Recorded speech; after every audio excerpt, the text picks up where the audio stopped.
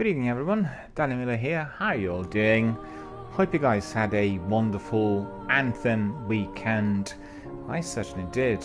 For the second weekend running, I was testing that wonderful Anthem demo, which I absolutely adored. And although we were plagued by technical difficulties to a degree, even for the second week running, we were able to engage with lots of absolutely wonderful, exciting, most immersive gameplay, and I was very pleased to have some of our community members coming in yesterday and joining in and being a member of my team. We fought some literally very fierce battles. Quite fortunate to catch. We faced some of the dreadful Ash Titans, ancient Ash Titans I should say, out there, together with the rest of the beasts that came together with the storm to the planet. As you know, BioWare did unlock a very special content for yesterday afternoon, and there was a selection of very sort of fast-paced events in there. We all literally hurried up to get there in time to experience some of those, and we did. And the best one of which was that massive clash with Ancient Ash Titans, and I did post 2 short videos of our major clash with those on my Twitter. So if you're interested, definitely hurry to my Twitter, have a look at those videos. Many more videos and screenshots to be posted during this week. I really took very many of those, and I was very pleased with the way they came out, as there were lots of fierce firefights and there were some mysterious creatures emerging from various corners of the planet. During this weekend I was trying out 2 separate javelin suits, and I also engaged free play literally throughout all 3 days, which was not enabled on my system during the VIP demo test, and I loved it. We explored the planet in full. There were many different sections of the planet which we could literally walk through and stroll, and then discover harvestable items, mysterious creatures, lots of monsters, and at the end even those ancient Ash Titans and their soldiers and protectors. So I think everyone must have been very pleased. The overall feeling at the end of the weekend was of complete positivity. The vast majority of people who were able to get in, they loved the content, they were really excited about the gameplay, they were elated by the high quality animation, they were definitely excited. I beg your pardon, I can see that there is a problem in there and I need to resolve that immediately. I beg your pardon.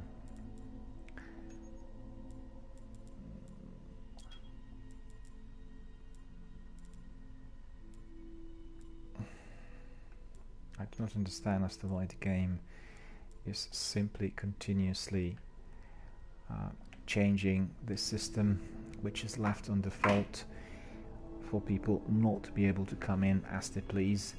It is the invitation only forum. Anyway, coming back to our Anthem review, so coming back to all these firefights, I think everyone was really excited about the Ash Titans and everything that the storm was bringing to the planet. We did get some snippets of what is to come, literally with the final version of the game, and we are really looking forward to that 22nd of February when the game is to come out. In addition to that, for everyone or anyone who is a subscriber to EA service called Origin Premium, you are going to be able to access this wonderful new game already on the 15th of February, which is literally less than 2 weeks away. So if you have not subscribed, perhaps you will want to do that in order to try the game really earlier than anyone else. And as you know, we were able to try out the demo a week in advance if we pre-ordered, or indeed if we were members of Origin service. So definitely some benefits in there. In fact, even if you're not particularly keen on the Origin service, you can subscribe for a couple of months and then enjoy Anthem, and indeed then unsubscribe, obviously depending on how well you enjoy the service and whether it turns out to be as good as you expected it to be. But the bonus of your first monthly subscription certainly will be this very early access on the 15th, and I'm certainly considering whether to do that myself as well, because I think there will be fewer streamers out there doing Anthem on the 15th compared to obviously the 22nd when the full game is launched. And the intention and the idea is to be able to stream the top tier edition, which is called Legion of Dawn edition. And as you know, with that edition you are going to get also the founder member banner, as well as some extra bits and pieces that can be imported for you to start the game right at the beginning. There are some skins, there's some I think extra javelin kit, and bits and pieces which are going to be very, very useful for everybody who wants to really be doing the Legion of Dawn edition from scratch. So first of all, I thank everybody for coming tonight. I was very grateful to our team members who were participating during the weekend, during the last 2 weekends I should say, and I will give you some news on Anthem which did arise during this weekend, and there are some of the hot off the press news coming to my desk in the afternoon, and that's the reason as to why we started a bit later today. In addition to that, the other reason was simply I had major problems with that Anthem demo on my system, and last week I was able to get the nice menu screen up and running, and we were channeled directly through the Anthem channel on Twitch, so we could really attract the interest of everyone who is expecting the game. But today everything seemed dead.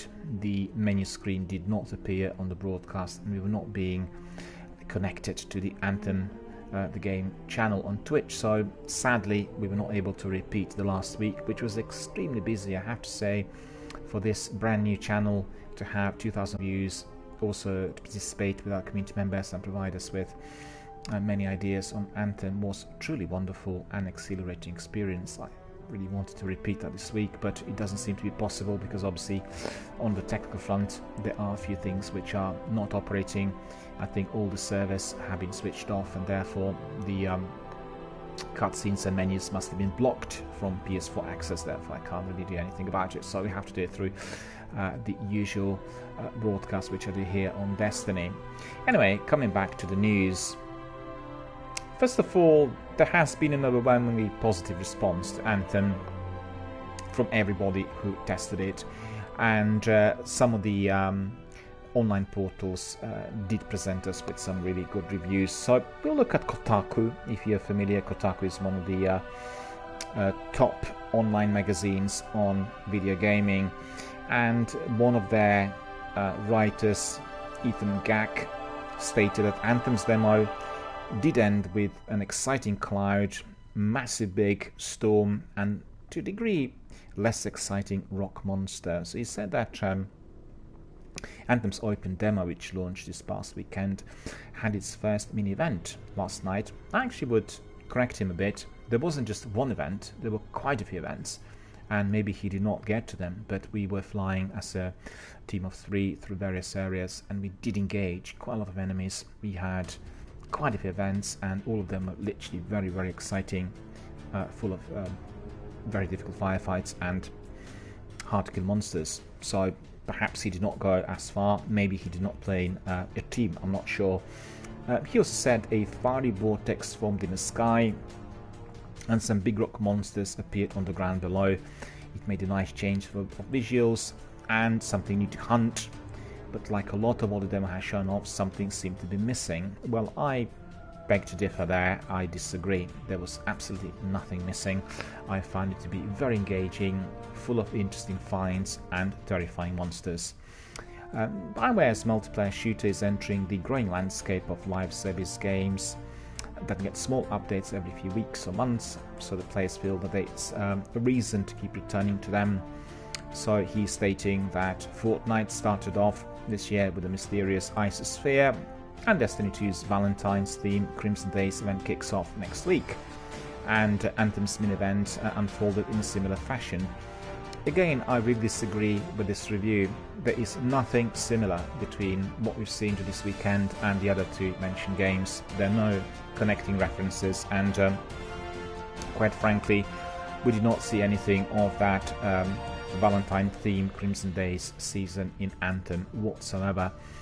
We are experiencing a game which is an open world game combining RPG with a third person shooter, as well as lots of different puzzles.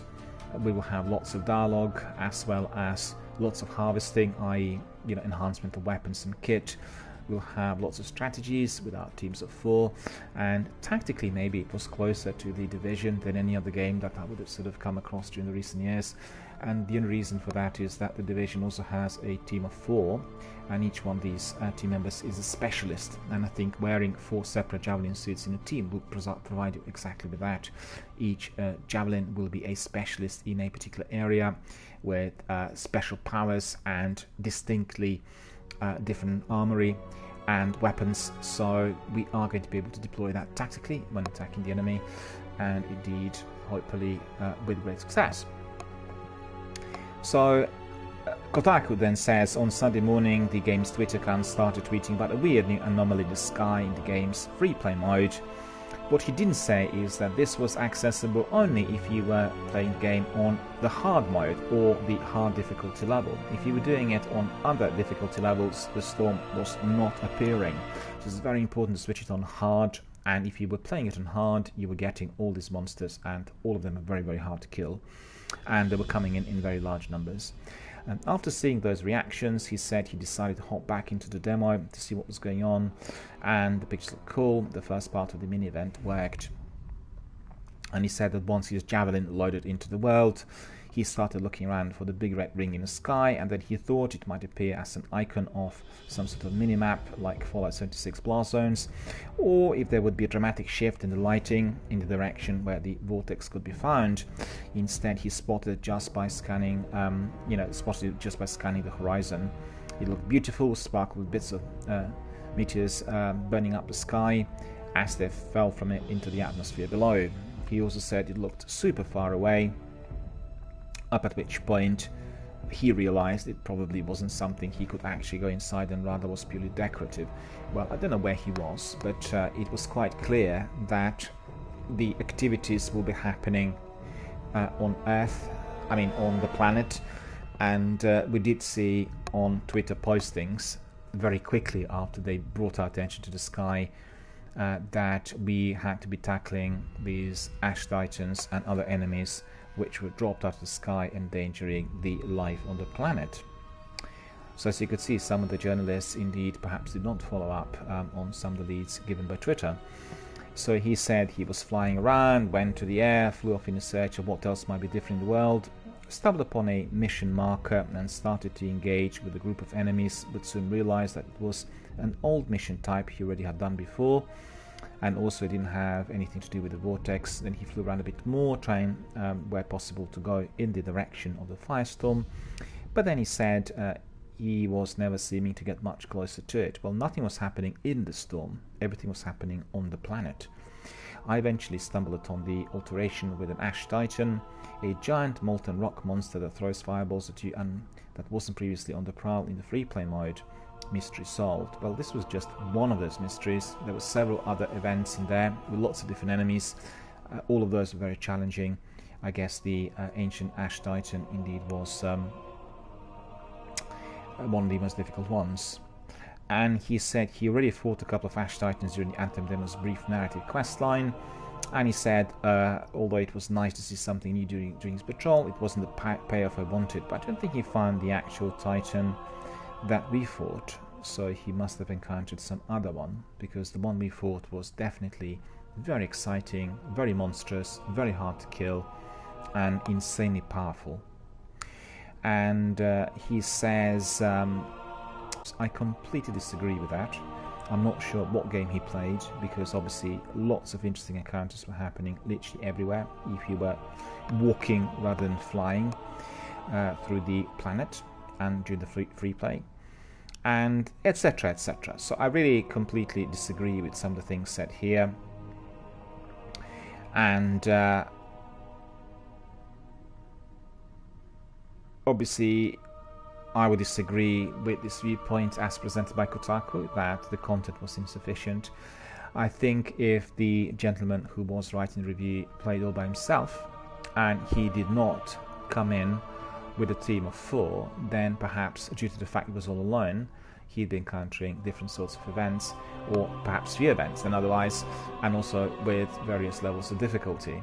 When we came in as a team of 3, we did come across many different events, and I could certainly tell you they were full of enemies and they were very, very hard to kill, and had we not been as successful and as skilled within a team, we certainly would have suffered many, many deaths. So we've heard today again also that Anthem's alliance system rewards players for playing together, and we heard that guilds are likely to be coming post-launch. So playing with other alliance members and friends will net some cosmetic currency each week. So as you know, and really I want to stress this again, the reviewer of Kotaku, I think, played by himself, and this game is definitely not to be played by oneself. You are to be playing with other members, and it's preferable you start the game from the beginning with at least a fire team of 3, preferably 4, because you know you have 4 javelin suits, each one of those is differently equipped, and therefore you are more than able to provide yourself with tactics and strategies which will be deployed with different enemies out there in the wild. You can fly, you can walk with your storm, you can be even floating, and you can use a lot of different weapons, and you know, you can literally strategize in order to make the tactics the very best to defeat the beastly enemy which you will find out there in the wild. So Anthem is a game which is designed to be played with others. The entire game matches players together, and turning off that functionality involves literally missing out on a lot of the goodies. While playing with groups is already easier than playing it alone, there will be some systems in the game to incentivize players also grouping up, and this was very visible during the weekend as well. I really felt, because I played it both in groups and also by myself, that the entire game was literally focused on cooperative teamwork. In a Reddit post on Friday, the lead producer Ben Irving revealed the game's alliance system, as well as some future plans for in-game guilds. So players who engage with the demo would like to have seen the Alliance XP being added up in the end match screen. So I got many of those. So this system allows everybody, every single player, to form long-term alliances, like a reward system for freelancers. Essentially, players will join an alliance and contribute experience after completing any kind of activity. This experience will go into a pool of Alliance XP, and you level the Alliance's tier each week. So it's significantly different to what we have in Destiny. At the end of each week, coin, the game's cosmetic currency, will be given out to all Alliance players based on how much experience the Alliance earn each week.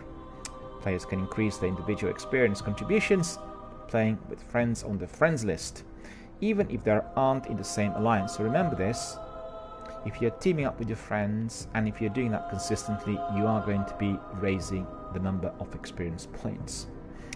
Coin can be used to purchase items in Anthem. In the demo, players were able to buy different armor and emotes for the javelins. It's currently not known if there are any non-cosmetic uses for coin. Well, in fact, I would challenge that. Anthem team did state that there will be quite a few items accessible for people to purchase with real-life currency, but all of those are also going to be accessible for the in-game currency, meaning that if you are grinding certain sections and if you're collecting lots of in-game currency, you are going to be able to get literally everything.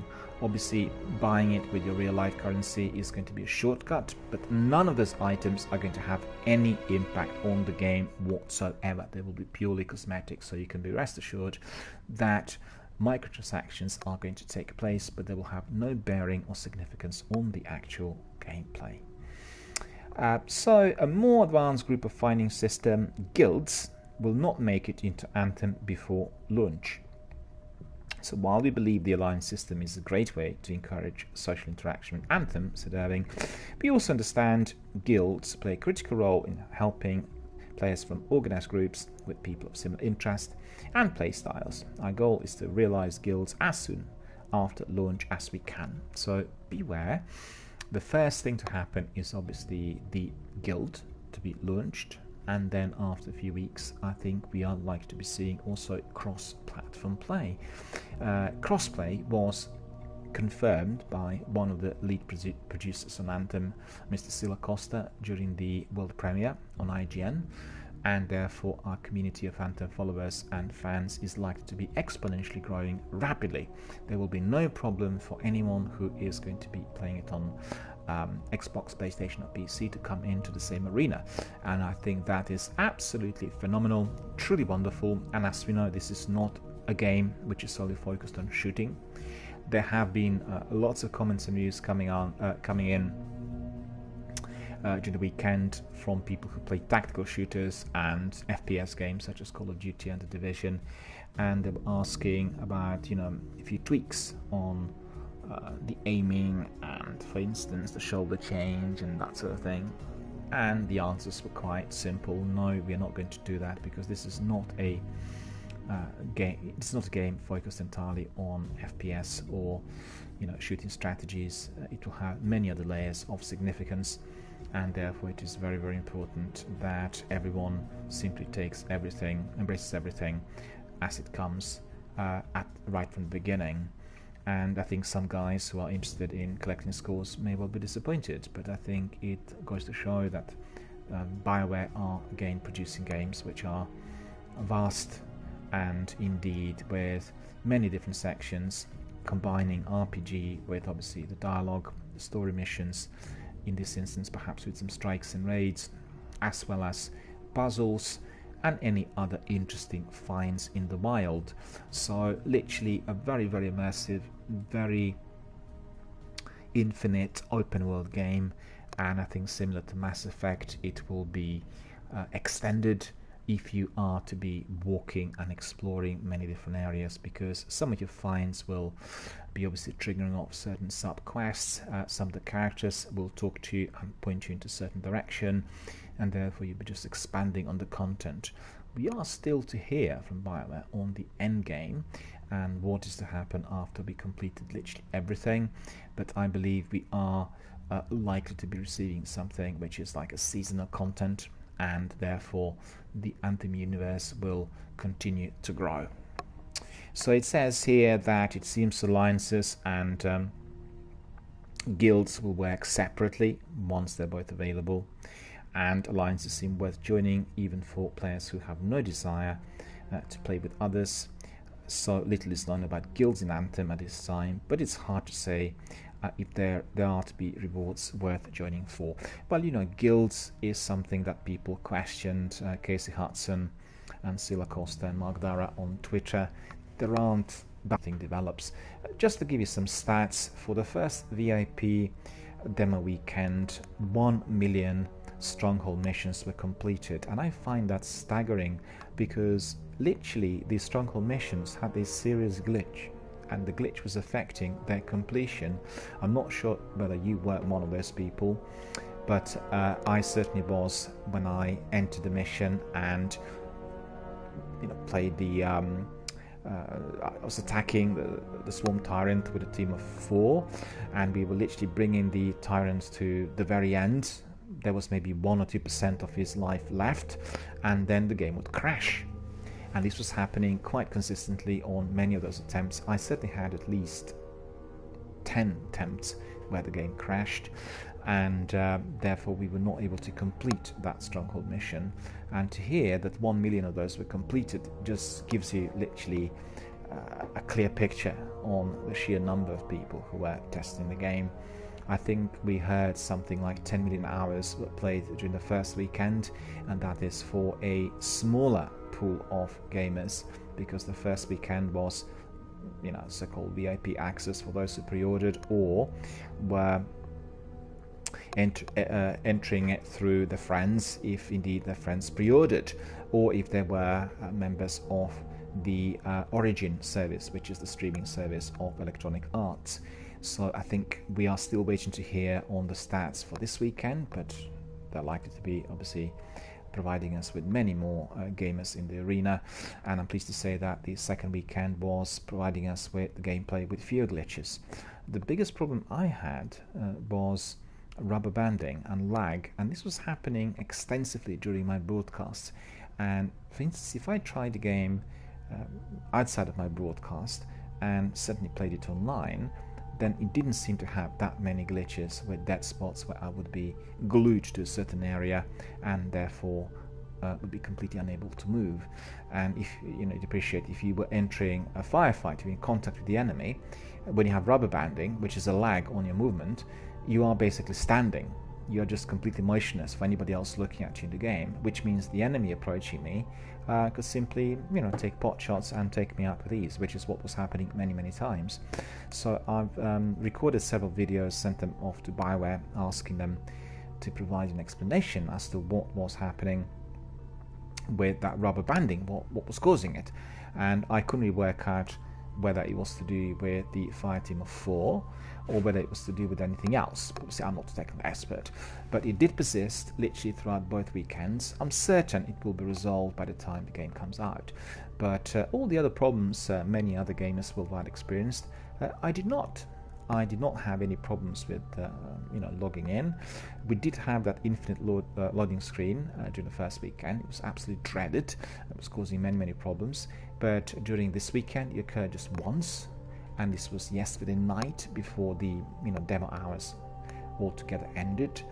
And so it seemed to me that their technical team literally worked 24/7 on the issues during the last 10 days, and many of those were already resolved. Sayon21 is here. Hello Sayon, how are you doing? Thank you for coming, thank you for joining us, thank you for asking questions, being part of our community. This is a Destiny strong Anthem community. Anthem community is being built and rapidly growing, but the Destiny community here has been already built and with us for a little while. And Sayon says, same here with the boss. And that is the Swarm Tyrant, to take it, and the crashing was happening still during this weekend, I've heard on Twitter, perhaps not as frequently as during the previous weekend. And I had to be doing Swarm Tyrant consistently during the VIP test weekend because my free play was not enabled and I couldn't really access it for whatever reason. But therefore, when I realized that it was fully enabled for this weekend, I really played it from the word go for 3 days on a trot. So I did not do any other missions but free play, and I explored the entire territory, the entire map as far as I could, and it was truly wonderful. I'd like to ask Sayon, did you also enter the areas where those events were taking place yesterday with Ash Titans and the big ancient Ash Titan? Did you encounter those beasts, and how did you really deal with them? Because I've heard from Kotaku that one of their reviewers, who was, I think, playing single missions, didn't come across many events. He just came across one.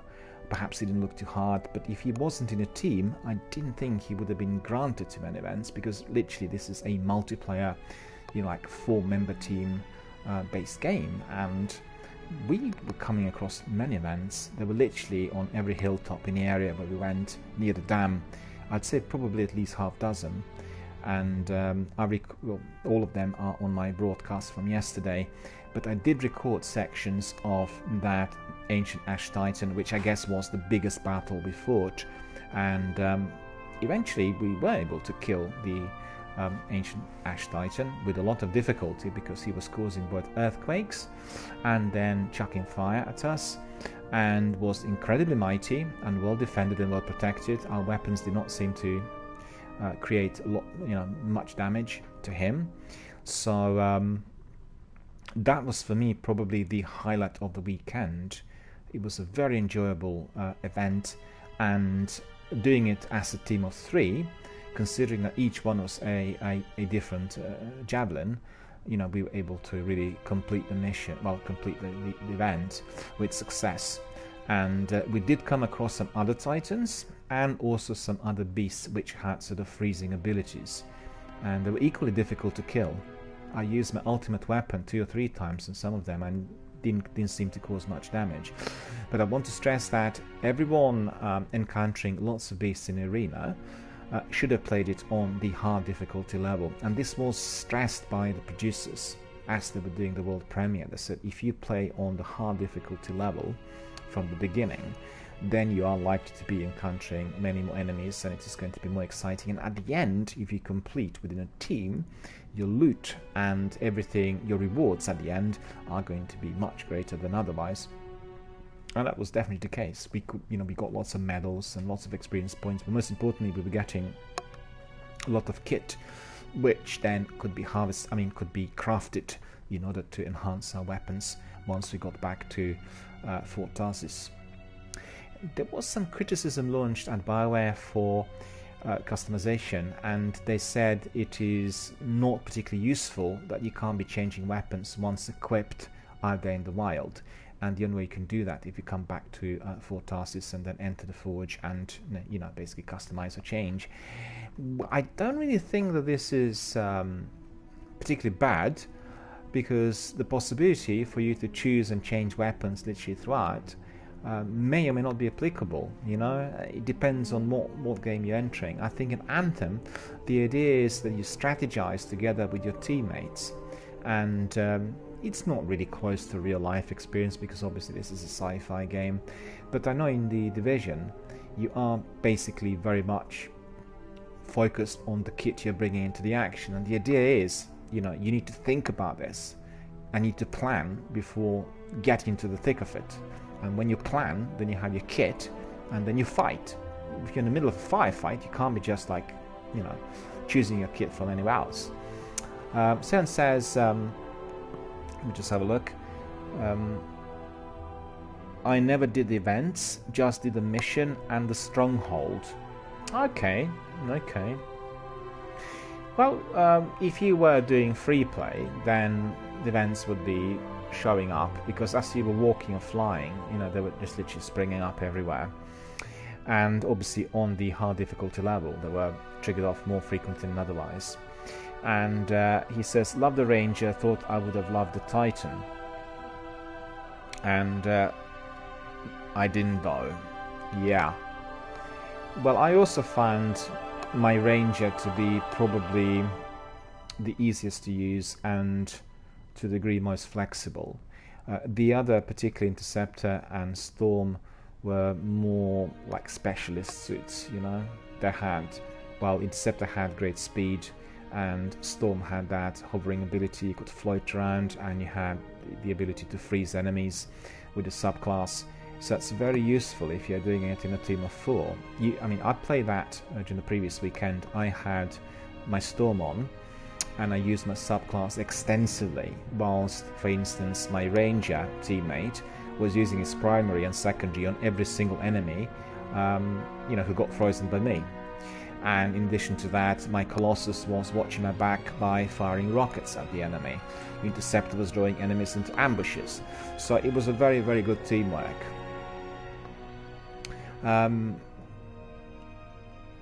It's Eden Scrolls. It's Eden Scrolls. Hello, it's Eden Scrolls. Hard to pronounce it, so I'll call you Scrolls. Hello, Scrolls. How are you doing? Very good to see you here. Thank you so much for coming and joining. This is our Anthem feedback session.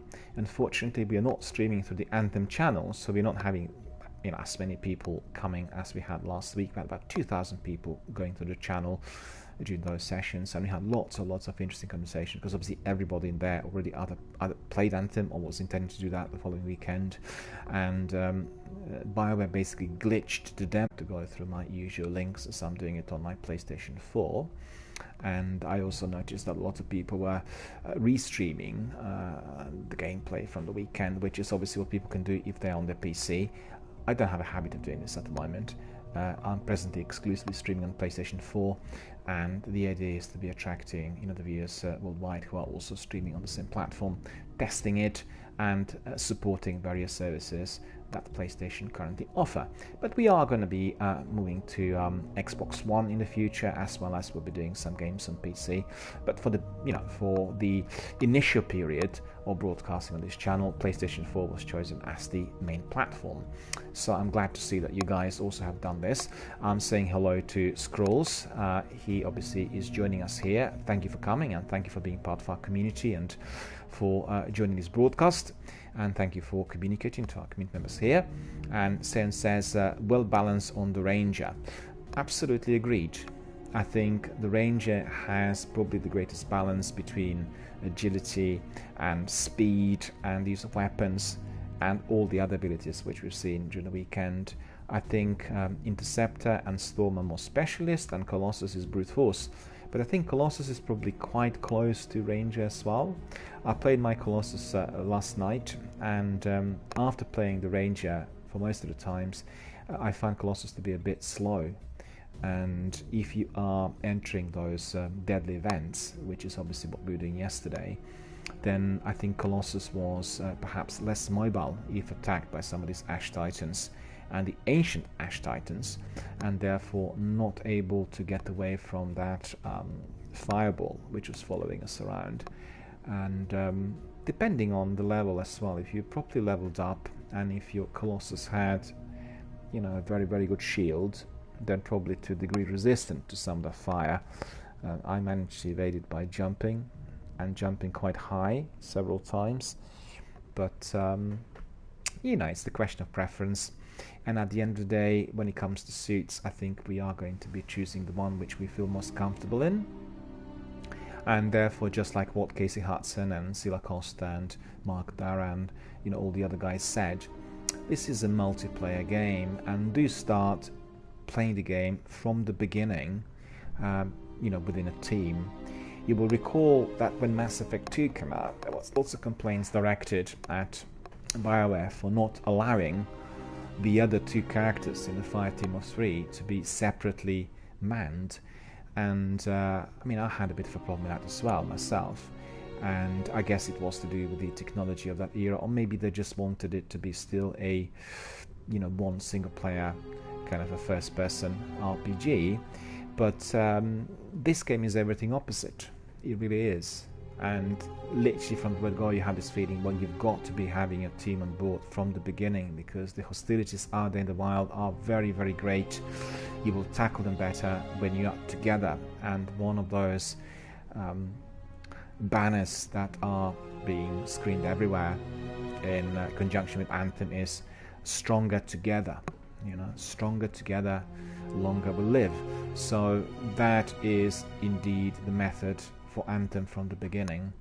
I think if you guys pre-ordered, then get a crew on board and just have a lot of fun from the word go. That's the idea. For me, it really worked better. I played it as a single player, and also most of my weekends, the last 2 weekends, were spent in those teams of 4. Yesterday, with a team which was created by 2 members of my Destiny community, and otherwise it was basically other people randomly selected.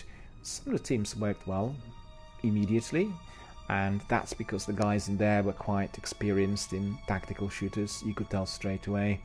On Sunday of last week, I was in a team just purely by accident, where I used my subclass and the other guys gotten done, and you know, one was watching my back, the other one was drawing enemies, the third one was just firing from a distance. It just seemed really beautiful. It was a tactical gameplay which we really wanted to see. And since here, no offense to Destiny fans, but I think Anthem is the next big thing, right? Well, no offense at all. I think we are basically looking forward to Anthem, because Anthem is in no way similar to Destiny, although that's the way it's been pitched. If you were doing the demo, you could tell straight away there's no similarity whatsoever. If there is a similarity, then you will see that link with Mass Effect universe. Fort Tarsis perhaps to a degree, you know, having an aura of Normandy, although I find Fort Tarsis to be much more sociable, because obviously it is on the ground and there are many more characters in there, all of whom you can talk to.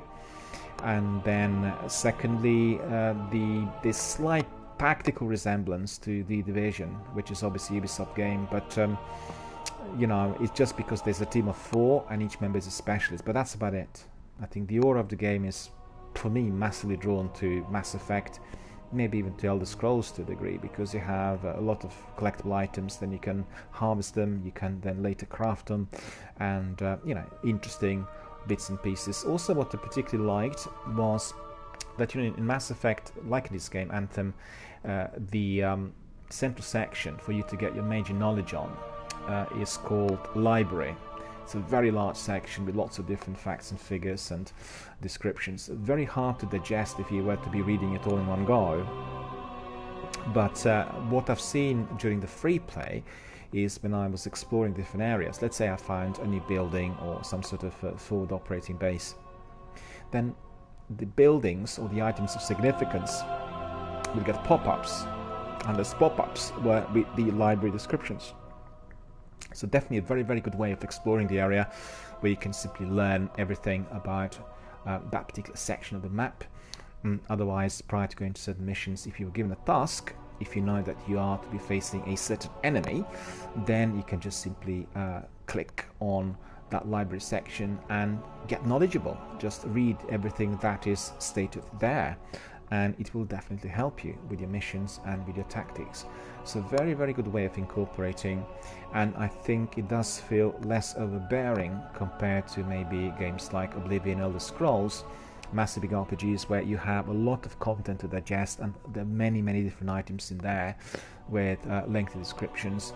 And as I say, I'm absolutely loving it all, Elder Scrolls, but sometimes I have a difficulty in digesting those strange names, and you need to make correlation with some god or some saint, or some other nobleman who was doing certain things, and it's just the vast quantity of different facts and figures which are perhaps difficult to digest all at once. But on the other hand, the beauty of such games is in the knowledge. It's both tactics, strategy, and the knowledge. And I'm always astonished by all the screenshots of Elder Scrolls I get on my Instagram, and how many characters people create, and how many things people learn about the game. So hopefully Anthem is going to be very, very similar. So we have another bit of news, which indeed I had today, and I received them from PC Gamer, in fact, and they're also focusing on the difference between the microtransactions and guilds. So they said, obviously, Anthem is a multiplayer game, so you're off the clock time in fort tasks, wandering around, talking to NPCs in a solo venture. But when you're shooting stuff in the big world outside, you're generally going to be doing it with other people, so obviously within a team. And I think it is certainly preferable to do it in a team. And it's possible to fly solo if that's your thing, but BioWare wants to encourage players to stick together, and certainly producer Ben Irving recently took to Reddit to explain how it aims to do exactly that. Well, it's very, very easy to see as to why that is. In Destiny, we had a massive big terrace, in the tower, or at the time I should say, where we had that sort of social hub, and people can get together and show off and talk and present different masks and outfits and everything. So Anthem is going to have a similar section called the social hub, and we've not seen it so far. It has not featured in the demo, but it is going to have that sort of aura of connectivity. And don't forget, BioWare had created Anthem as their first major multiplayer project, and they are looking forward to have many people in the arena who will be completely unknown to one another, and then after doing Anthem they'll become very good friends, and they will come every night, get together, produce some fantastic roleplay, and then talk about other issues outside of the game time. So that's the idea. The idea is to have your own Facebook and Instagram in there, literally within the game, where you can be talking to others and then taking snapshots and then sharing them with everybody else. I find it quite extraordinary when you go to some of the Twitter postings and you discover how many selfies people took and how many interesting screenshots were taken during the gameplay. Really astonishing. In fact, I do have a very, very good screenshot myself, and that is of that Swarm Tyrant. I managed to take one shot literally at the point where the Swarm Tyrant wanted to kill me, and if you go to my Twitter and have a look, you will see it is absolutely razor sharp. This Swarm Tyrant is just literally above me, I'm underneath, and the scene looks absolutely terrifying. So Sen's asking, do you think they need another month to get everything sorted? And no, I don't really think that. I just want to say this is a family-friendly channel, so please do not use any swear words or anything like that, because I have moderators and they will react immediately. So please remember that. when you when you type on chat, you get a pop-up saying no swear words, it's a friendly channel, no offense, so keep this in mind. And obviously we'll let this go this time, but no swear words in the future, please, because it's a family friendly channel and it's moderated, which means I have no control over that. Others will take charge. You know what I mean? So coming back to the question, Sen asked, do I think that BioWare are going to be sorting everything out? To tell you the truth, I don't think they have much to sort out. This was a demo which was extracted from the content which is not even going to be in the game. And you will recall that by doing this demo we have absolutely no idea at all on the story missions. We have no spoilers whatsoever. Obviously we know what kinds of enemies we like to be tackling, but as far as the game is concerned we know nothing about the game. After doing it for so many hours, we still have no knowledge, no spoilers, literally on anything that's going to be happening in there. So when we get to the game on the 22nd of February, it will be a completely brand new game. Coming back to your question about technical issues, these technical issues were persisting on the demo because the demo was not properly tested. They were testing the game and they said that all the problems such as rubber banding and login problems and all the other things, like for instance game crashes, they were all fully resolved for the game. So when the game is launched, we are not with the fact in mind that when you have a demo or beta testing, you will have lots of people doing exactly the same thing literally at the same moment. With the game being released on 22nd, well, obviously on the 22nd, 23rd, 24th, you are going to have everyone who pre-ordered jumping on servers and playing the game, but it's going to thin out quite a bit and people will not be as pressurized to be doing it within a certain or even very short number of hours, meaning the activity may not be as severe on the servers. What can happen is that the servers basically collapse and therefore you have no access, but then the other servers are likely to be brought in and that will be resolved. So I would say I hope that there are going to be no technical issues, but on the other hand we have to see how everything performs on the day. They did stress the fact that the problems experienced for the demo are kind of demo specific, because what we've seen in the demo is not the gameplay. So it's not like you cut out a section of the game and you're giving it to the people to try it, like what you get usually in demos. That's not the case. And I think the vast majority of things we've seen there are not going to feature in the game. The story missions may, and they were very short story missions, but they will be then certainly incorporating some other activity there, meaning that there'll be other things going on in addition to what we've seen. So we're not playing the whole story mission, it's just like a small tiny snippet of what is to happen out there, similar to those battles with Ash Titans.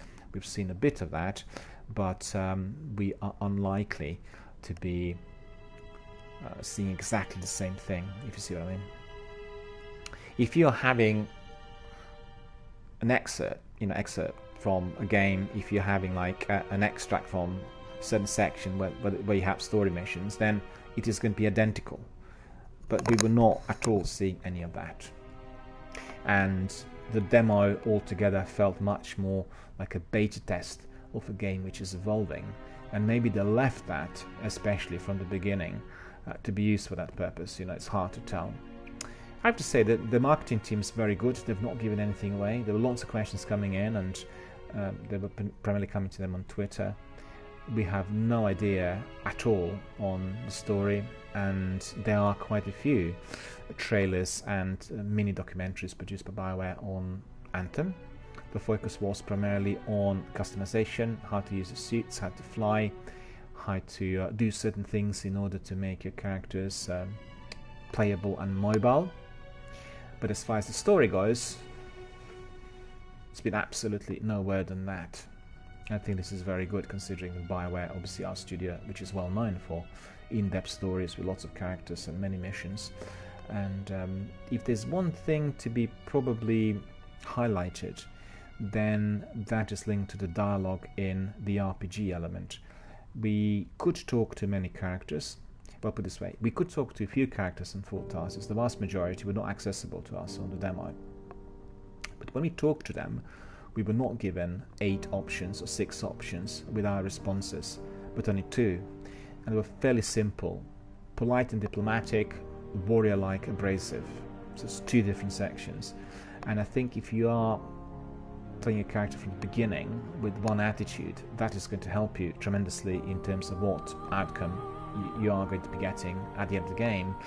Don't swing from one to the other, rather remain either polite and diplomatic throughout, and then warrior-like and abrasive literally as you go through the game. And you can have a second game replay and then change your attitudes. As you know from Mass Effect Trilogy, your decisions, your choices, and the way you respond will define basically what you'll be finding out there, and it will determine what type of outcome you'll get at the end of the game. So that's important to remember. I think there were some suspicions perhaps that BioWare would cut down on RPG elements, but that's definitely not my experience of the demo. I think they simply cut down on the options given to you whilst answering, but the dialogue is going to be there, and from what we've seen so far, it is likely to be very exciting and very funny, and that's definitely appreciated. In fact, it's similar to what we've seen in Dragon Age, particularly in the original Dragon Age Origins, perhaps more visibly so than in Mass Effect. I mean, Mass Effect had really some funny bits, but overall didn't have the comedic elements, you know, whilst in Dragon Age you had several characters who were literally warming up your heart and coming up with literally witty comments throughout. You knew that they were going to be doing something funny, and in a massive big RPG game that is always appreciated. And indeed that can be also bringing people together, you know. It's very good for social networking, it's very good for people to use some of those witty comments when they talk, and they could be quoted, you know, all these on-screen selfies, share, and you know, everything else. So it will definitely accelerate the connectability factor with everyone else, or connecting factor. Sean says, I pre-ordered the game when it was announced. Well, terrific. Can I just ask you, Sean, have you pre-ordered the base game, the ordinary edition, or the special edition called the Legion of Dawn? Which one did you order, and what was your personal preference? The base game is, if I'm not mistaken, priced at what was it, £60, and the special edition is priced £80. I digressed a bit, but I wanted to tell you, Sean says he pre-ordered the Legion of Dawn, the Legion of Dawn special edition. That's deluxe edition, and I applaud you for that. I think it's definitely the best way forward, because it's possible that these special editions will always have some extra content thrown in, and maybe some special offers when it comes to annual pass or anything else. I always go for the best package, because the best package frequently gives you something extra at the end, you know. Obviously, by pre-ordering, you become a major investor in that company, and therefore usually the company is quite keen on retaining that customer and providing some goodies. Coming back to the news, I kind of digressed a bit. So what is said on PC Gamer is, if you play the Anthem demo that ran over the weekend, you probably noticed that you were racking up the Alliance experience at the end of each mission. So that experience is earned every time you complete an expedition, a mission, a contract, free play, stronghold, anything else, and then it's added to an Alliance system pool that also includes Alliance XP earned by the other people in your group and the people on your friends list when they're playing together with you. So just like we said early on,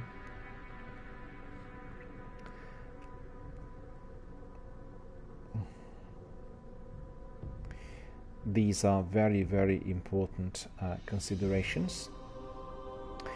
And then at the end of the week, you're awarded coin, which is Anthem's in-game currency, based on how much Alliance XP was overall pulled.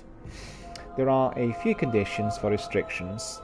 Only the top 5 people in your friends list will count towards your Alliance XP, for instance. So you will not be able to add thousands of people to your list and reap the rewards of their work. But simply put, the more co-op you play, you take part in, the more Alliance XP and coin you'll earn. So it's very simple to understand. The game is basically based on the cooperative play, basically between 4 team members, and it's focused on the achievements of those 4 members. So they will be generous in the set. Obviously you can still harvest another one, 4 plus 1, but overall 5 members are the ones who are going to be providing you with coin and experience points rather than anyone else. And Sen says banner and a few legendary weapons. Well, that indeed is the major bonus of Special Edition, and I'm particularly glad that I will be also having, like yourself, the founder member banner, because founder member banner will be on display and showing. And if you are obviously doing the game for 4+ years, then anytime you get somebody else coming in to play together with you, they'll see that you're one of the true veterans who was there from the day one. And that, I think, in online gaming is absolutely wonderful. We had lots of our Destiny veterans coming in who were exactly like that. They beta tested Destiny 1, beta tested Destiny 2, and unfortunately there weren't any banners given which could be seen prominently, on those characters. And I think BioWare basically stepped up the ladder and created something which will be prominently displayed. So definitely I applaud them for that. And Sen says, well, you get the founder member banner, a few legendary weapons, which obviously will help very much as you're progressing and leveling up. You have legendary weapons right from the beginning. You're a lot more powerful and a lot more deadly to these enemies. And he also says, and the Legion of Dawn armor. Of course, the Legion of Dawn armor is going to be a lot more mighty than some of the common and uncommon parts which you find out there. And we did see that the weapons are carefully designed. And I tried about 2 or 3 snipers, and I tried about 2 or 3 submachine guns, and I could really tell the difference. Their effectiveness was very much dependent on the upgradability and their overall leveling up, what sort of power they had. If you had some rare and legendary weapons, then indeed they were a lot more powerful than some common or uncommon. So similar to Destiny, in fact, the grading will be obviously affecting how you can tackle the enemies, and I think altogether the system seems to be very, very promising. You're likely to be having lots of interesting interactions in there with everyone who you find in the Anthem universe, as well as obviously with our team members. I like the idea of collecting experience points. I like the idea of being able to get coin. I like the way the upgradability worked. It was a lot simpler to what I expected it to be, and that's literally, imperative, because you have lots of junior players coming in, and they will not be that keen on the Bloodborne stroke Elder Scrolls type of gameplay, where you have to be thinking a lot and learning how to craft, and it just made simple. However, it still requires both knowledge and skill and expertise. So the difference there is you can actually gain those with ease as you progress through the game, and I think I like the idea. So coming back to what PC told us, they said longer term BioWare plans to incorporate support for guilds, which will not be available when Anthem goes live. Irving didn't share any specifics about how they'll work, but they'll play a critical role in helping players form organized groups with people of similar interests and playstyles. He said, our goal is to release guilds as soon after the launch as we can. Details on timing will come as soon as we have our plan fully locked in. So guilds are the first big thing, and then cross-platform. Right? And Sen says daily and weekly and monthly bounties. Yeah, that's right, yeah. That is how it is going to be working. Well, they will be also bringing in some regular new content, so it is obviously for us to learn about that, and they're keeping very, very quiet about that, together with the end game and the story missions. We know nothing about that so far, and I think this is a major bonus, because people are going to be very interested. And hence, the 15th of February, where everyone who is the subscriber of Origin can then both play and stream the game, then we'll hear a lot about it. So today we are talking about the 4th of February, so that's already in about 11 days. In about 11 days, let's work this out. That would be 4th, and yeah, that's next Friday after next. I can't wait for that. I'm quite tempted to just jump in and take my Origin subscription in order to access the game as early as possible. I think that's the idea, and I want to have smoother run at the beginning, because I think on the 22nd there may well be a few technical issues, considering the interest and consider how many people. Let's wait and see, shall we? And then, how BioWare managed to come within 3 weeks of releasing a major multiplayer-focused shooter without having locked in a plan for guild support is a question that nobody can answer. Well, I think it's quite simple. They do not want to release it to the public yet. They created everything. It would be impossible even to consider that, they'll be just creating guilds today, a couple of weeks before the game is released. And there's always a lot of speculation out there. The investments are based on speculation and rumor rather than fact, and therefore all sorts of things are being thrown in. Anthem is set for release on February 22nd, and if you are an Origin Access Premium subscriber, then you can start it obviously early on the 15th. So keep that in mind if obviously you become even more interested in Anthem as we go along, if you come here for my regular feedback sessions as well. What really did interest me was the news that came in today on gamesradar.com, and they basically concluded, or revealed I should say, that Anthem was almost free to play, but BioWare found a much better model, and that's been reported in Edge magazine. So they were telling us and uncovering how Anthem almost became a free-to-play experience. I'm quite curious to see what happened. Do you guys know about that? I mean, what do you think? Would it have been better had it been released as a free play, or is it better in this format? It's hard to answer, but considering that BioWare had never offered, free-to-play games, I think it's better in this format because the teams working on the game technically are likely to be in much greater numbers. There's a lot more investment in the team and in the game, and that always pays off when it comes to the technical side of things. Sen is asking, is there talk about PvP coming? None at all. So far there's been not a word on PvP, and again, BioWare are not known for producing PvP. I think it's very unlikely. They may throw in an arena like Crucible, but they're not well known for that, and don't really hold your hopes too high. The focus will be solely on the social connectivity, communication elements in the community, and also on the story missions. They're known for really lengthy, complex, multi-layered story missions, and that is what the biggest benefit is going to be. But on the other hand, their focus may also be on the multiplayer team. So although they may not be playing against other people, they may be playing against the environment, in many of those missions, and they may well be tweaking those Javelin suits or bringing in some extra kit vehicles, goodness knows what, remains to be seen. They said they wanted Anthem world to be, to a degree, similar to Destiny world, a world which is, like our world, continuously growing and changing.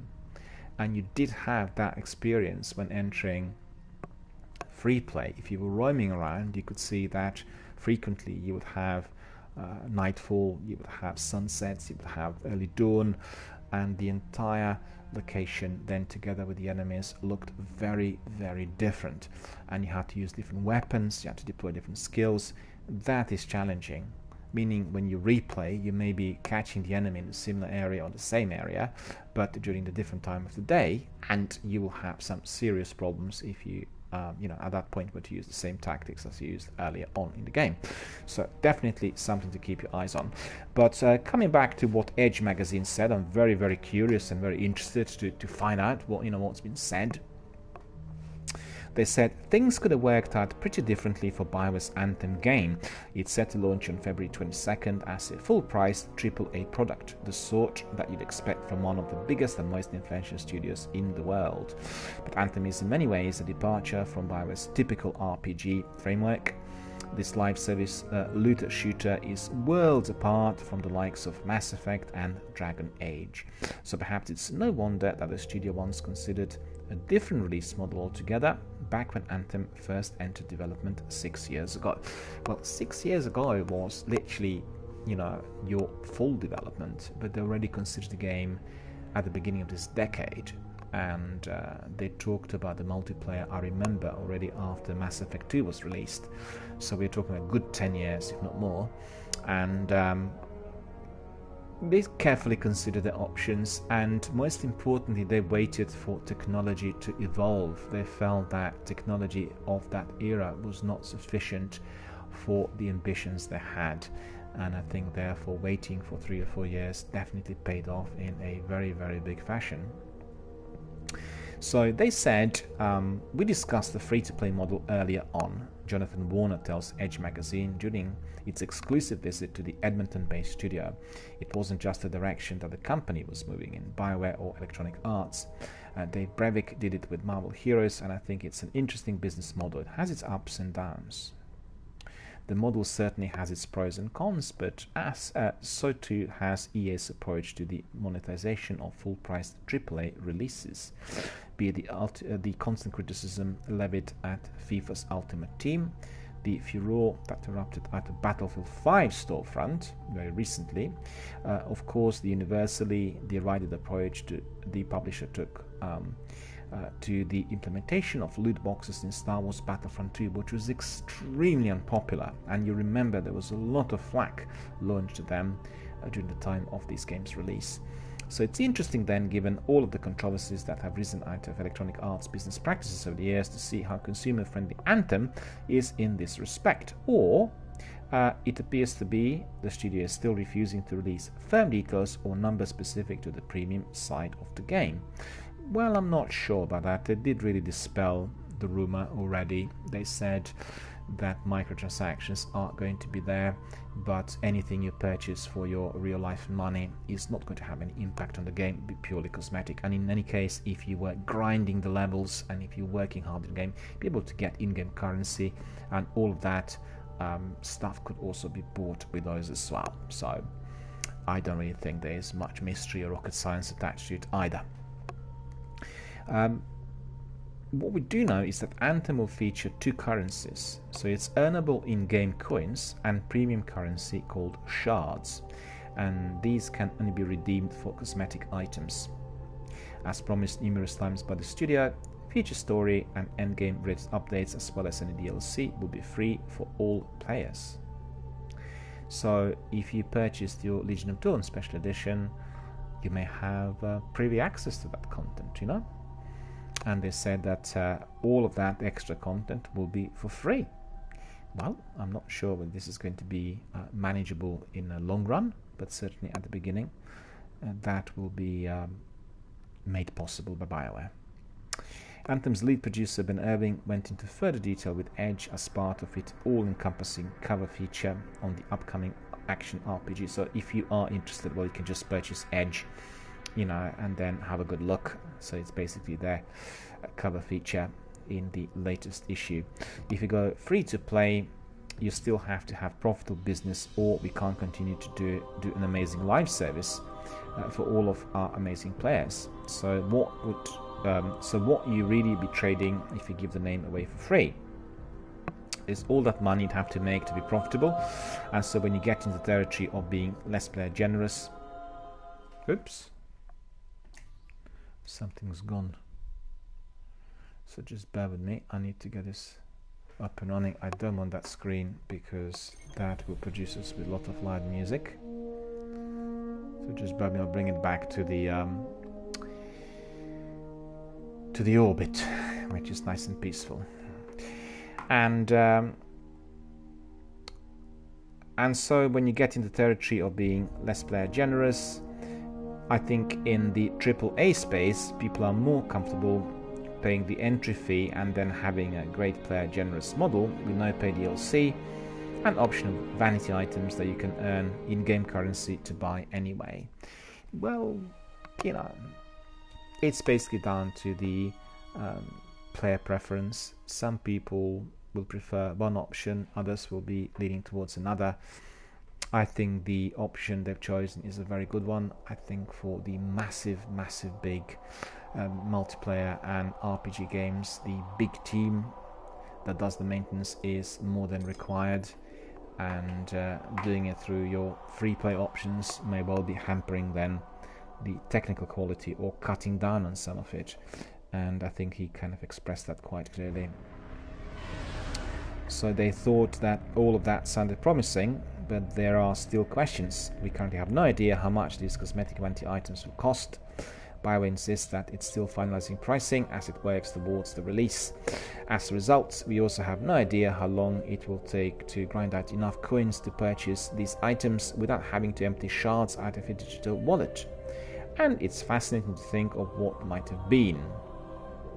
So obviously, if interested, you can just buy that issue 329 of Edge magazine.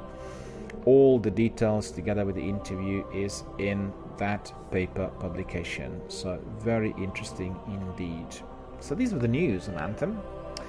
This is all that would have come so far my way since the weekend. I think BioWare and Electronic Arts are still digesting the sheer volume of activity. They're looking at all sorts of options which they will be pursuing with the final release of the game.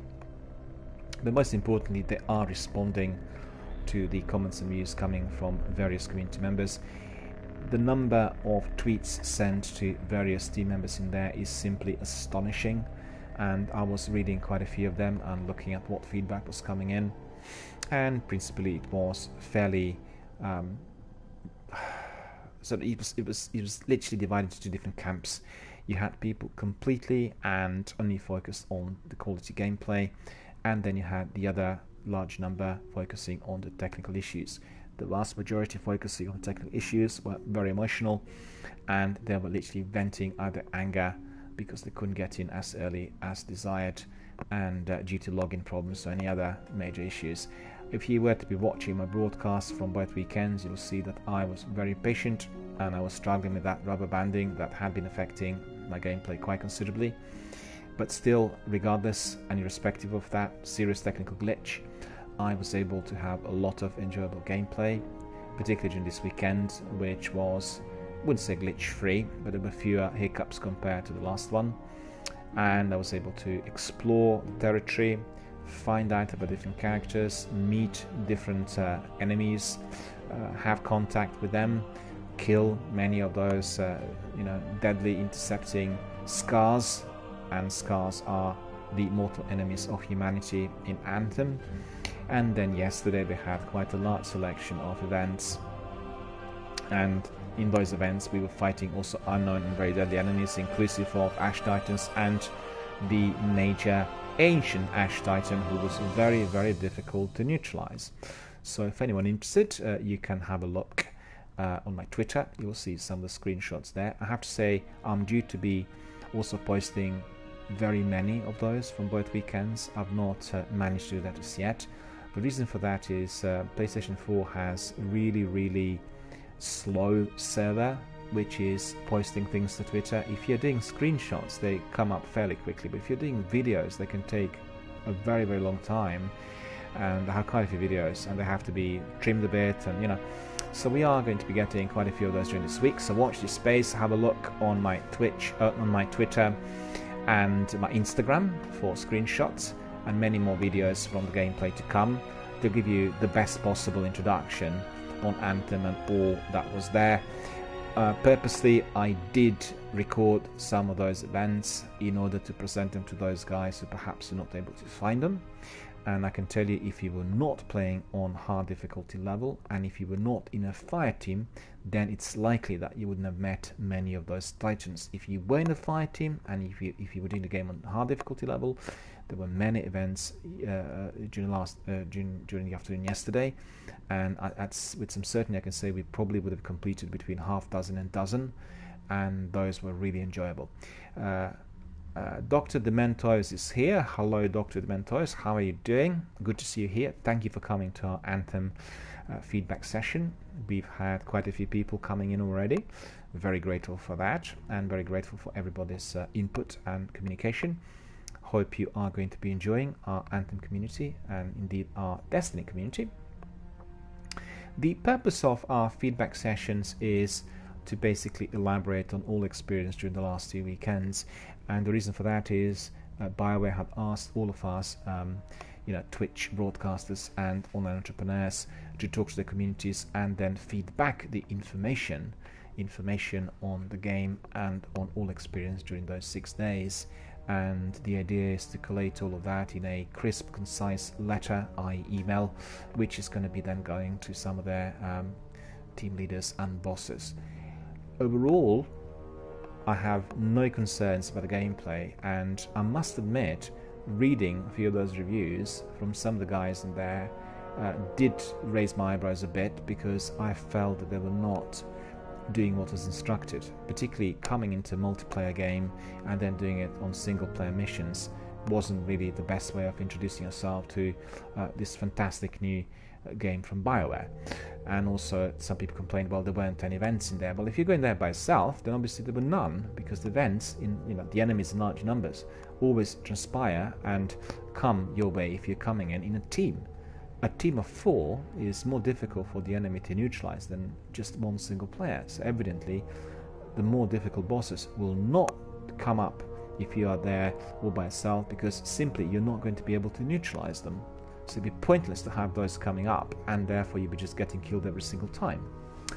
Dr. Bento says he's very good. How about you? I'm wonderful. I've had a very, very busy weekend with Anthem tests, and I'm a bit tired today, I have to admit, but therefore I wasn't having any other streams early in the day, focusing on Anthem solely and collating all the information from my community members on how much they loved or hated the game so far. I have to admit, I didn't have anyone coming in who'd indicate that they disliked the game, but there were people complaining about those glitches. Well, I mean, for Broadcaster, during the last weekend, the biggest problem I had was the infinite loading screen, because the only way to resolve it was to basically exit the game, which meant you had to really end your broadcast as well. And that's the way it goes if you're on your PlayStation 4. So I had to be restarting quite a few times, probably about 20 or 30 restarts, and that indeed was particularly unpopular with the viewers, very hard on everyone's eyes and ears, and indeed to a degree unsettling for myself as well, because obviously you have your stream of thought when you're broadcasting, you're focused, and when you have to be continuously focusing on those technical issues, then indeed you lose the track of your thoughts in it. And during this weekend, a lot less of that. I also focused on taking lots of screenshots, because I think many people who were not, you have lots of gamers who are very keen on experiencing the game once it comes out, and the reason is quite obvious. It's a bit like watching a film. You want to see the film that starts and ends. You don't want to be having certain sections missing, and also you don't want to have spoilers before you go and see a film. Therefore, some people don't want to watch trailers at all, and demos is a very similar kind of approach. I know lots of people are quite curious about the visuals of the game, and I can certainly tell you, and you will be able to see on my screenshots, the game absolutely is mouth-watering when it comes to visuals. The sound quality and the graphics quality is second to none, and if you're in possession of your very high quality PC rig, like really top notch, or if you were on Xbox One X and PlayStation 4 Pro, then the graphics are going to be the best you've ever seen. I do not remember watching or playing any other game with such immersive graphics and so close to life. It was just really... and the attention given to detail is incredible. You walk through the wild and you find something in the grass, and it's so razor sharp, you can see it exactly. When you're harvesting, you have beautiful animations coming up. When you're hitting those enemies, you have so many different explosions happening at the same time. They're really, really, really good. And you could see the attention given to every single bit in there is incredible. So very, very engaging and very beautiful, when replayed. Some of the guys who were in my team yesterday, they all sort of said, well, how beautiful certain areas looked, and it was even enjoyable and entertaining just to be strolling. We didn't have to do anything. We didn't have to look for any enemies. We just literally strolled, looked around, explored the area. And in fact, Horizon Zero Dawn is another game that was equally beautiful. I think God of War, the last one, also beautiful scenery, and so the developers will compete a bit on that front. But what you do want to see is the kind of environment which is inviting, where you really want to be finding out for yourself, what's out there. You have to be looking through every single bush. You want to be jumping over different walls, and you want to go through the buildings. that is what makes it exciting. I'm not a gamer who likes racing through games. Racing through games is for PvP players and people who, you know, like competitive shooters. That is not for RPGs. In RPGs, if you race, you miss out on lots of different components in there, and then, you know, your story suffers and the game becomes like less interesting. Obviously, doing tactical shooters is a different story. You are either going to be, or you are going to be killed, or you'll kill someone else. So therefore you have to be very fast, you have to really focus on everything that goes on there. To tell the truth, I'm very excited about The Division 2 as well. As you know, it's coming out this month. Is next month? I think it's next month, yeah. And they are going to be beta test this month. So Dr. Dementos is asking, do you work for Bungie? No sir, I do not work for Bungie, I do not work for BioWare. I am an independent broadcaster on Twitch, and I support certain games and developers which I like, you know, and Destiny is one of my favorite games of all times, and Mass Effect is my favorite game of all times, or Mass Effect Trilogy. So obviously I support those games and those developers, but otherwise I do not have any direct links with those companies, none. And if you were to be revisiting my channel, and if you were to be talking to some community members, you will see that this channel is attracting a lot of Destiny and RPG veterans and people who are quite independent in their way of thinking, and I'm always astonished and amazed by the high quality content which they bring to my broadcasts. Some people know so many details about every single bit, you know. Some Destiny veterans, they know exactly you know, the name of everything, the titles of everything, and they know how certain kit works, they know percentages, and I really, you know, this is what you call a true hardcore fan, when you remember every single detail. I mean, I have very good memory, I know lots of things, but to be able to remember every single bit is something, well, for myself, just very unlikely. Maybe because if you are collating knowledge which is, you know, quite general, and examining the news that come into your desk every day, then remembering every single detail would be overwhelming. You simply couldn't do it. And therefore I really focus on the enjoyment of gameplay, the enjoyment of being out there and, you know, tackling all kinds of hostilities that come my way, rather than every single precise moment. But saying that, I do like taking clips and taking screenshots, and I think for some formidable firefights, or particularly for some interesting missions, and even more so exciting mysterious locations like what we've seen in Anthem during the weekend, they're definitely a benefit. You know, you can simply browse through Instagram or Twitter and say, oh, this looks beautiful, I really want to be there, I want to try out this and that, and that's the idea behind it.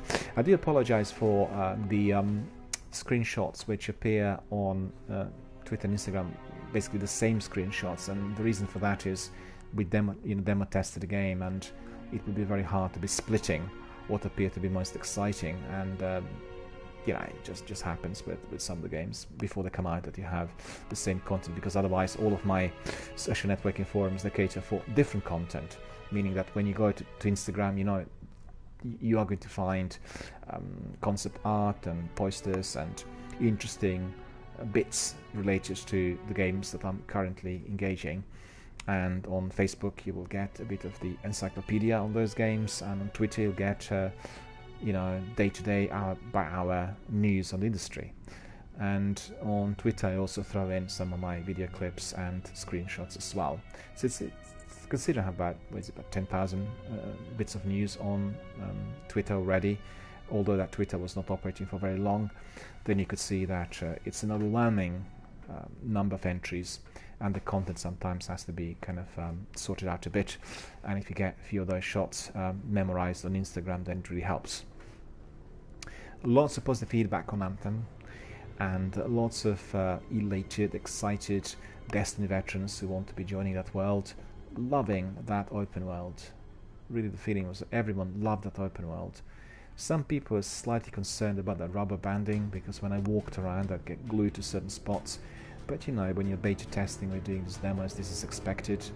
Maybe BioWare should have said that this was a beta test rather than just a demo, but you know, they obviously pursued this line of inquiry, and I think the reason might have been purely to do with the fact that they wanted to have many people coming in expecting no major hassle or more, no technical difficulties. Because if you're saying that you're beta testing a game, then you may get set percentage of the gamers saying, no, I don't want to do that because it's very glitchy, we don't have patience for that, we'll try it once it's out. On the other hand, beta testing is the first access, you're privy to whatever is happening there, you become a major contributor to the final content, and you can provide obviously those companies with suggestions and advice. And as you know, with some of the big games, it is very important, because sometimes during the beta testing times the games could just completely alter content and change everything altogether. Well, Destiny was like that. You remember what happened with the DLC content once the Taken King came in, and the entire game was revolutionized and people just felt everything was given a new breath of life, So it depends on the game, depends on the developer. So let's see, anybody else but myself played the demo over the weekend, and obviously we had Seon here. Seon was telling us about the experiences and the enjoyment of it, and Seon already purchased the Legion of Dawn Special Edition, which is absolutely phenomenal, and I applaud you for that. I like people who are daring to make early investments, when they expect those developers to deliver. And I can certainly say that for me, BioWare always delivered. I'd say Bethesda and Bungie also always delivered. Lots of these studios delivered in full, but just initially, sometimes there are some hiccups. I've not played Mass Effect Andromeda yet, I have to say, and I need to try the game. Lots of people complained a lot. I'm not exactly sure what the major problems were. I know what the complaints were about, but there's always a major risk if you have a new team brought in to do something which was already seen as franchise or greatly popular with many fans, with their own community. Trying out different ideas and things is definitely not a good idea. And Dragon Age second installment had a lot of flack. The Inquisition did not, but the second one had. I remember everybody loved Dragon Age Origins, and then Dragon Age 2 came out. There was lots of complaints. Well, people get used to certain characters, people like certain pace, people like certain dialogue, certain degree of playability and replayability, I suppose. And then if you make major changes, then it's always the best done with your community. Just think how engaging this community is. I think about 15,000, 20,000 complaints came BioWare's way during the first couple of hours on the VIP demo test. You could see how people reacted immediately. And why not engage those people, in full? And this is what obviously BioWare are doing. They spent literally the whole week with their teams, examining every single comment and view, working on technical issues, and it did show. The second weekend was much improved on the demo. All the technical problems experienced in the first weekend were almost gone. Certainly that dreaded infinite loading screen was gone. The game was loading rather slowly, and we did have to wait for quite a while, but it was loading. The only problem I had, and that was solely on my broadcast, was rubber banding, the lag. And it was always happening when I played in a team of 4, On the multiplayer, it was just very, very considerable. So I don't know whether it was to do with the number of gamers in the arena or with their behavior, but as soon as you had new people coming in, there was rubber banding everywhere and dead spots, literally in the wild. And I hated it, I have to say. I've never done that kind of rubber banding before on any tests, and it was just literally maddening. It really was. Some people, some of the viewers said, well, you must be having problems with the internet connection. Absolutely not. There's no problem with my internet connection. The trouble is simply with the, with the service and the fact that they couldn't really tackle all the volume that was coming their way. So let's have a look at all the tweets and everything that was posted during the weekend on Anthem. I'm quite curious. Hopefully you guys also watched it, read it, and engaged with it. So let me have a look.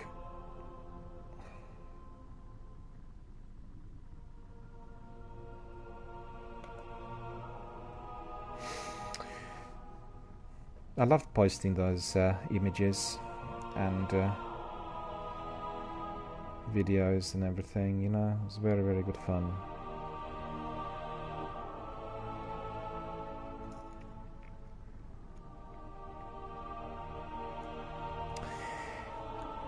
Well, I'm very pleased to say that I just received a message from Chad Robinson. He's the director of live operations at BioWare, and he has just released some interesting information. So absolutely fabulous. I'm glad. And this is basically a resume of all that's happened so far, and them looking forward to the launch. So indeed, we are going to see that.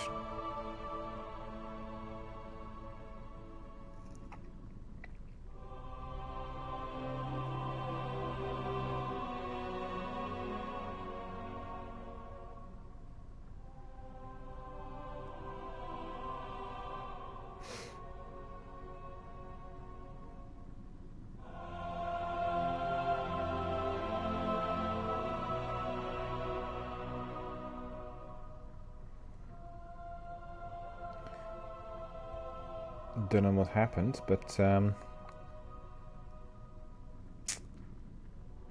Dr. Mento says, oh, it just seems like you know a lot. Well, thank you so much for kind words. Well, you know, I try my best. I could say that I'm reasonably well informed. I follow all the news feeds and forums which are industry related, and what I like particularly interesting and at the same time fairly challenging is that we have to be learning every single day. Infinite learning, infinite lifetime of learning is the way things are today. I'm really astonished by the knowledge that some of my community members have. I mean, I knew that there were lots of knowledgeable people out there, but the new technology is allowing us to be connecting with those people regardless of where they are worldwide. And I'm astonished by the number of people who know so many different things, and it's a true privilege to be able to share, you know, to be in these forums where we can talk openly about all these issues. And we are here because we are sharing our interests, and interest particularly of those things, activities which we love doing. And it's just tremendous. I feel really privileged to be able to do that. And it's so easy to engage with people, you know, when you have an educated audience, when people are really interested, you get fantastic free-flowing discussions. And very rarely do we get people here on this channel who are geared for some sort of trouble. Now and then, but you know, moderators deal with this instantly. And also very frequently, if somebody comes in when we have a particularly interesting discussion flowing, then all the other community members simply you know, jump in and try to tackle the disturbance. But I have to say, I've really had hardly any of that. And this is a relatively new channel. I began broadcasting in September of last year, and it has been a wonderful and truly rewarding experience. And I run other channels on music and film industries, and this is a pioneering channel in my line of enterprises, focused solely on video gaming industry, and so far so good. And also I can tell you that the community of video gamers and online community members is continuously growing, and once all the games reach that cross-platform level, then we really are talking about probably hundreds of millions of people worldwide, billions of people worldwide engaging. I see people playing games on their phones and Android every single day, you know, when I'm on the tube or on London buses, and you know, people love playing games. And I think the element which we do have with Destiny and Elder Scrolls and The Division and Anthem is that of connectivity and communication. So when we are in these public forums, when we are joining in, we can strategize, we can present different tactics, we can talk, we can focus on the game, or we can talk about anything else in life. We can make new friends. What better than to play games with people worldwide and then having a holiday together with them, you know, and meeting them in real life and finding out what they're like. And I can assure you, for those people who are true dedicated broadcasters and online gamers, you'll find that there's absolutely no difference to the way they are online and in life. there's no pretense, there's no you know, preconceived notions or anything which is falsely construed. You just simply have people being themselves, and I think that's what counts. That's beautiful, which may not be the case on some other social networking forums, because obviously when you broadcast, you're listening to somebody, and or indeed you're listening and watching them, and you can get a very good impression of what they're like. So what I want to tell you was basically, you know, Mr. Chad Robertson's bit of news, and for some reason I don't seem to be getting it. So I want to find out what's going on. It looks like he posted something and then they deleted some of it, or it's gone.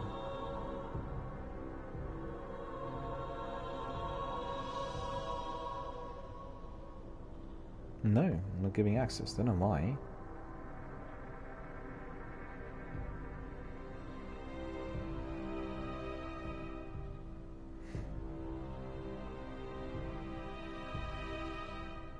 Yeah, I know why. Because the link that BioWare posted is faulty.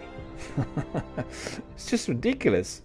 It's so important. The top executive is writing, you know, the blog, and the link they post is just not opening.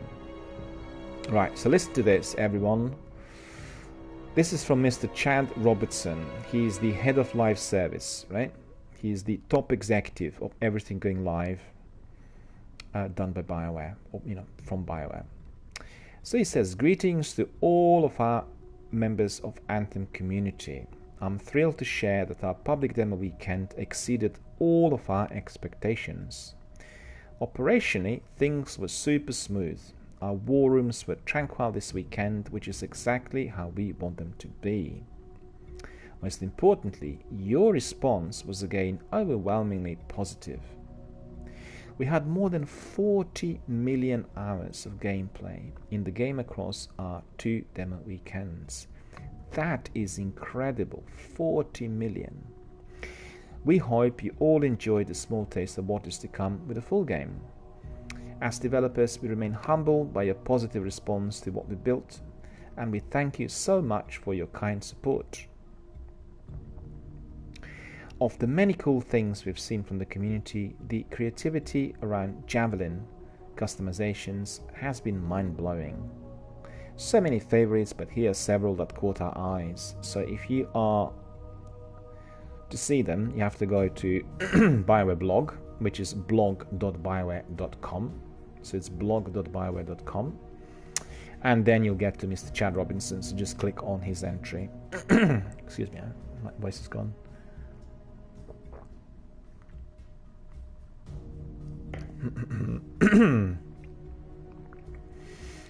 So some beautiful images of various Javelin suits, beautiful designs.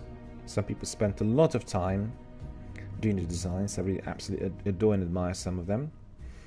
I was rather conscious of the time factor, so I did spend a bit of time designing my Colossus, my Storm and my Ranger, but all these details and, you know, will be completed as the game comes out.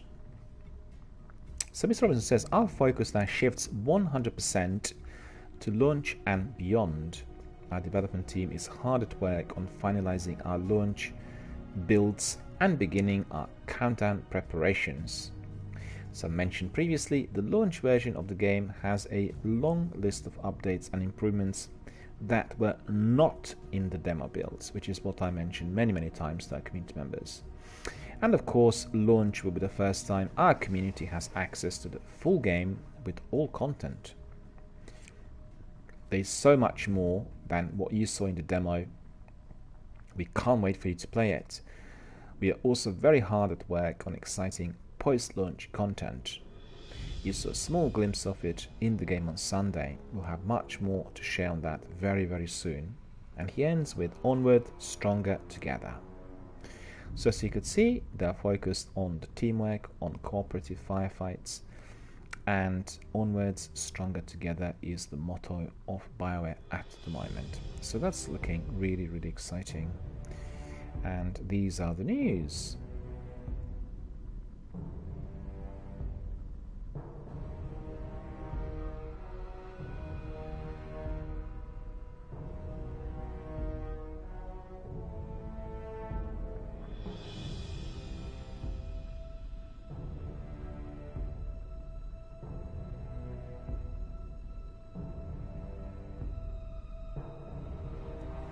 We have some people also expressing some concern that the demo has been completely disabled, and I couldn't really stream my feedback either through the Anthem channel because of this reason. I'm doing it on PlayStation 4, but it's understandable. Obviously the demo was run for 2 weekends and everything's now gone, and it is a bit annoying because obviously best way to do the feedback is to go through that channel, but I couldn't really put through the channel because obviously the demo was completely disabled, meaning it wouldn't even load the menu screen and it wouldn't be streaming through the Anthem channel, so it was literally in the middle of nowhere, and that was not what I wanted to see, because obviously my intention is to be running feedback sessions throughout this week to collect the best and most kind of up-to-date selection of comments and views coming from my community, because we want to see what people experienced during those 2 weekends of testing, and we want to be presenting that feedback to the BioWare. So there we are. Alright, so I think that's probably all I wanted to say as far as the news are concerned. Let's see if we have any other people here. The number of our community members is thinning out a bit, and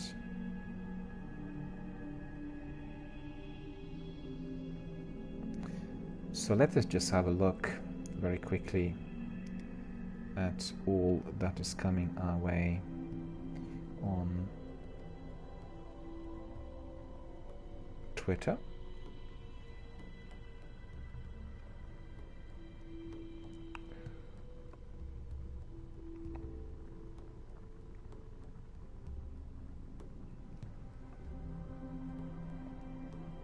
But primarily what we got was this message from Mr. Robertson, and this is not surprising. They've had a very, very busy week, and believe you me, the next, well, 2 weeks now are going to be completely sleepless.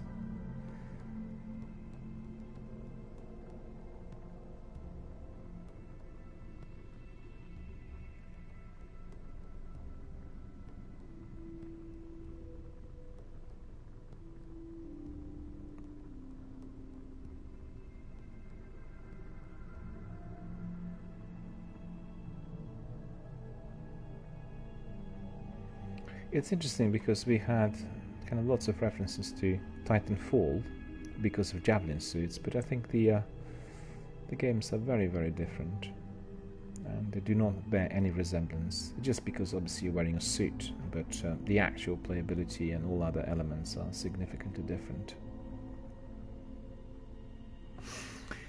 Okay, so, well, I'd like to first of all thank everyone for coming.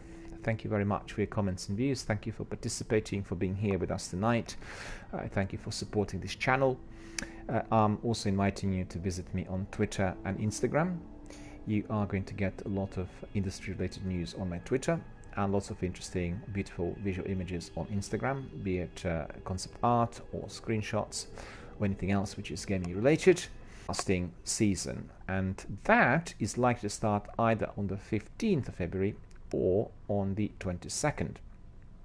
This will depend on several factors, but obviously I will keep you posted on all of that, and I certainly look forward to seeing you all there once the Anthem broadcasts start. As you know, this channel has been dedicated almost solely to Destiny, and we will continue with our Destiny 1 and 2 broadcasts, but Anthem is going to be another addition to our vast sci-fi online gaming universe. I really look forward to that. I absolutely loved and adored what I've seen during this weekend. I loved the free play, loved the open world gaming, I liked all the characters I met there, I liked exploring, strolling, flying, floating, using my subclass powers, I liked using my weaponry, I liked talking to other characters, I liked being in a team of 4, I liked talking to my community members and fighting some of those ancient Ash Titans together with them. For anyone interested, just go to my Twitter, have a look at the video clips which are there. Those video clips are very, very interesting and give you a very good picture on what the gameplay was like.